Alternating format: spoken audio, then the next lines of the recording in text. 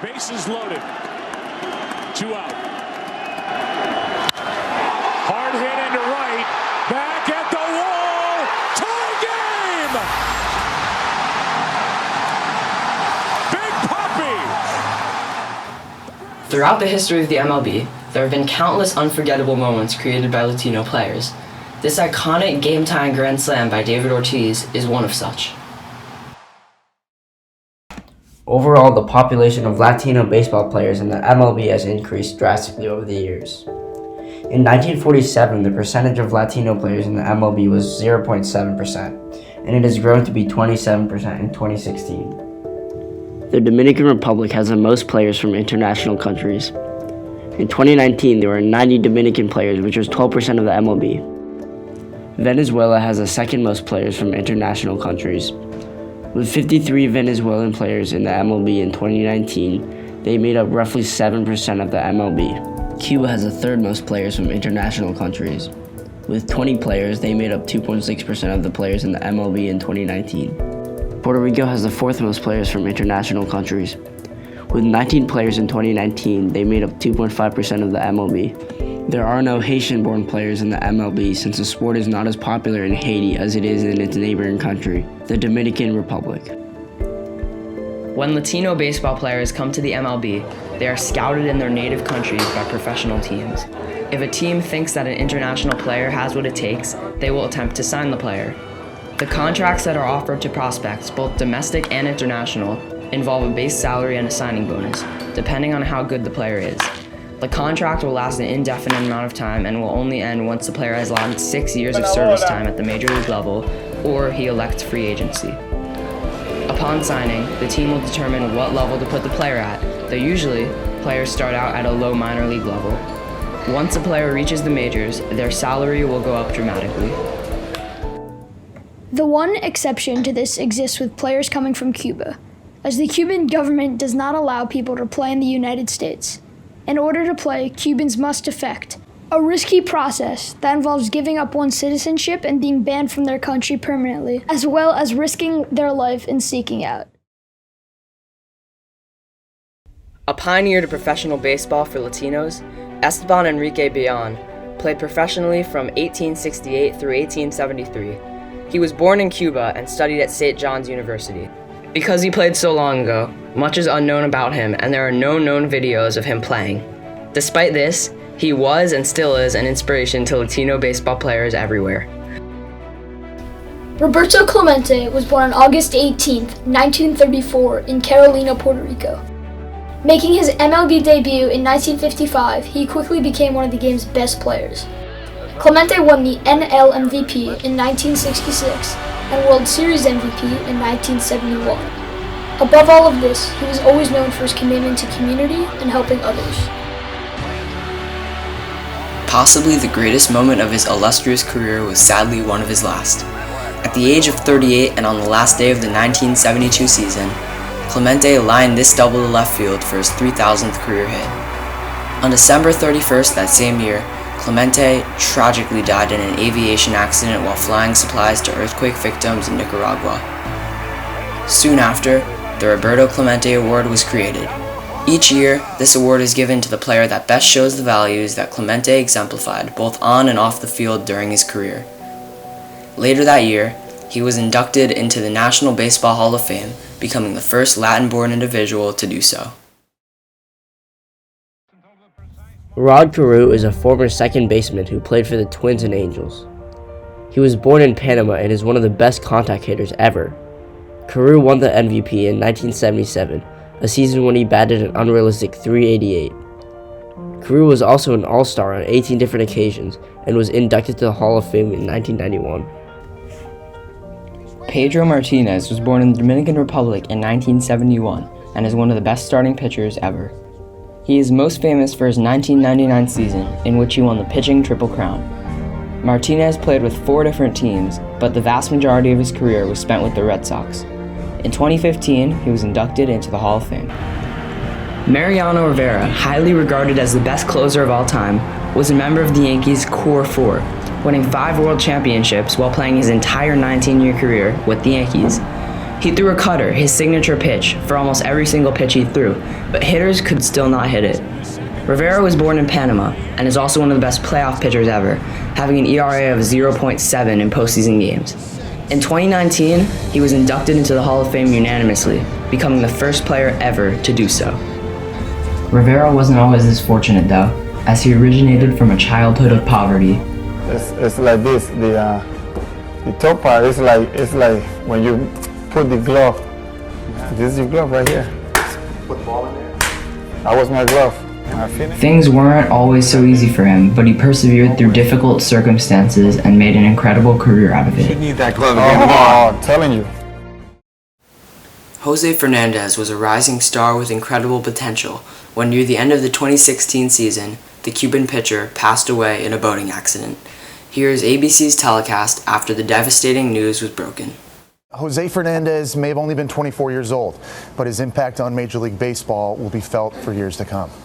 Just 24 years old, Jose Fernandez, the National League Rookie of the Year 3 years ago, had one of the biggest arms in baseball.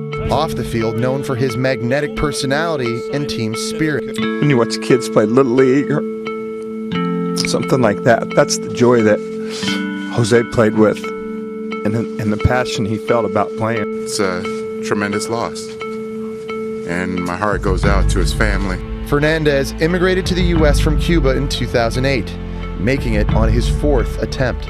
He sacrificed his life to leave in a press country. Fernandez said his favorite player was Red Sox legend David Ortiz. D. Gordon, Fernandez's teammate and one of his best friends, was never known for hitting home runs at all.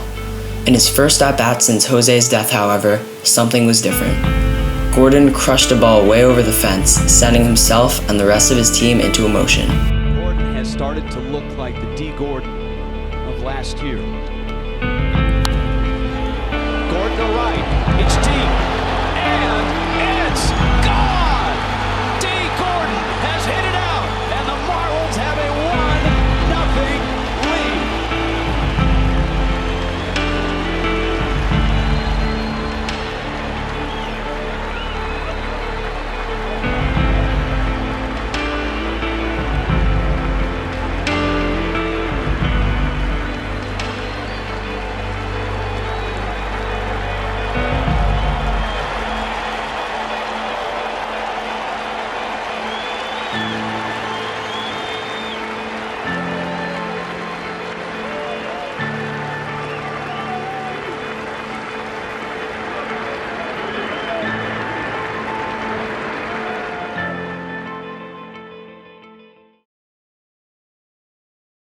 In June of 2019, David Ortiz was shot in his birthplace, the Dominican Republic. The shooting was a result of a mistaken identity, but for some time the baseball world held their breath, praying that Ortiz would be okay. I remember everything. I remember, just being with my friend, having a drink, talking, all of a sudden I get shot. And the first 5 seconds I thought I was in the middle of a nightmare. And then the next few seconds, I realized that it was real, because everything happened so fast. And this guy, I call him my angel, he just picked me up and took me to the hospital. Luckily, after 7 weeks spent in the ICU, Ortiz made a full recovery, returning to his position as broadcaster. Ortiz played 20 seasons during his career, delivering in the clutch constantly. He hit over 500 home runs and is a Red Sox legend. Ortiz is not eligible for the Baseball Hall of Fame yet, but he's a member of the Red Sox Hall of Fame.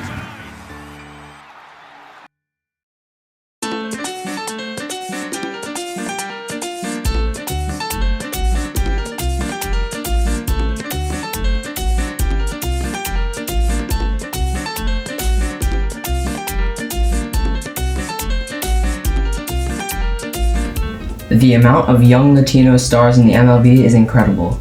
Seemingly every year, these players gain more and more accolades and put up better and better stats. Players like Ronald Acuna Jr., Gleyber Torres, and Juan Soto joined the MLB just a few years ago and are now some of the league's best players. From 2010 through 2019, 6 of the 20 Rookie of the Year award winners have been Latino, and this is no coincidence. In addition to this, 7 of the MVP award winners since the year 2000 have been Latino. Just this past year, young stud Juan Soto helped the Nationals win the World Series with an unbelievable performance in the playoffs.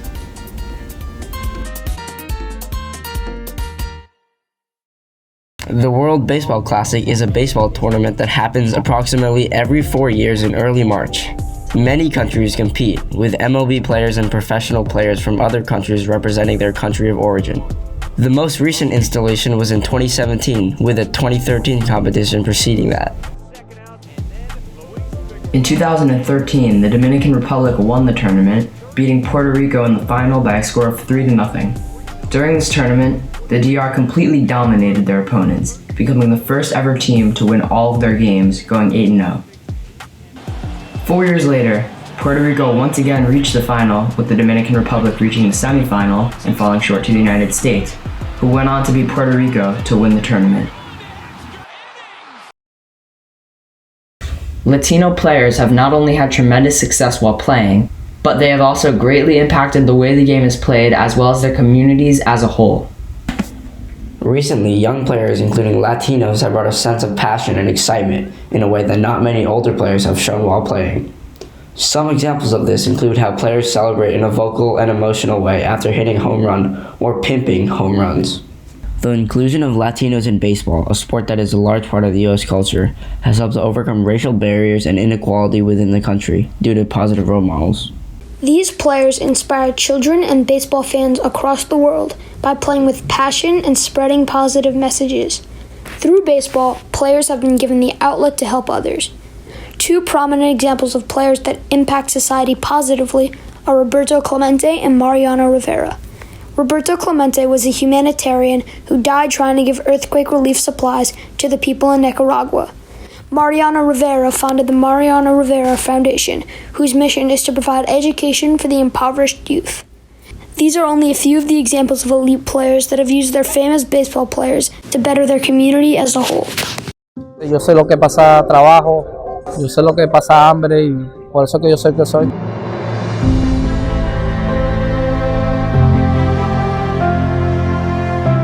We're here in this world for a purpose, and it's not about myself and being a big league player. It's about something bigger, and I believe there's so many people they're going through tough time and they need people to help.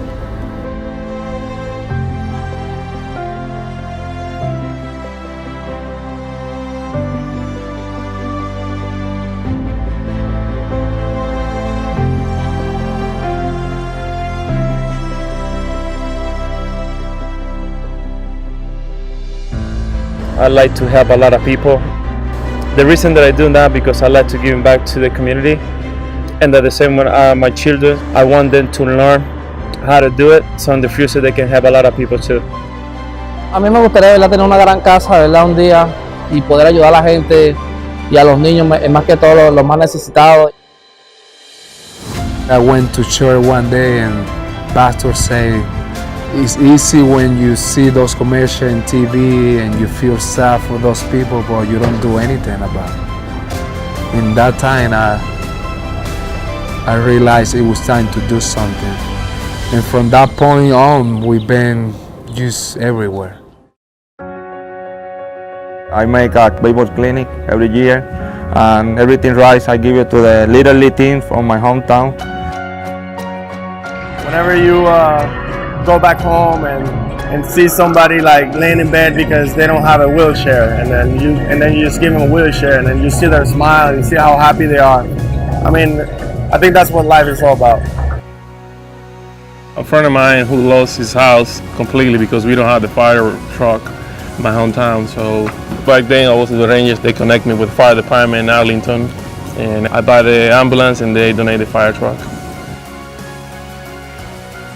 Since then, I collect equipment from the fire department in Seattle, and I send it to Dominican, and I give it to the whole country.